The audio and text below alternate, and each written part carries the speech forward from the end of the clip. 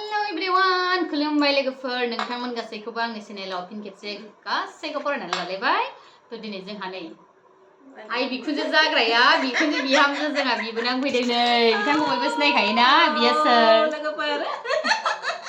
थ' बयबो बुंदोंमोन आयु सोर सोर बिजोंबा मारै सिनायलायो होननानै दाखालि आंनाव फैगोनसो मानसिया सोंहरदोंमोन आरोना। बे एक्चुअली आंनि रियेल बिबोनां आंनि बिबोनां उन्दै आरोना। थ' आंबो बिसिनावनो थांबाय थानानै सम सम गोबांथा भिडिअ बानायो मायो थ' दिनै फैदों आरोना। फैनायाव मा जाहोनो टाइमाबो एसे एडजास्ट जायासै ओंखाम गैया।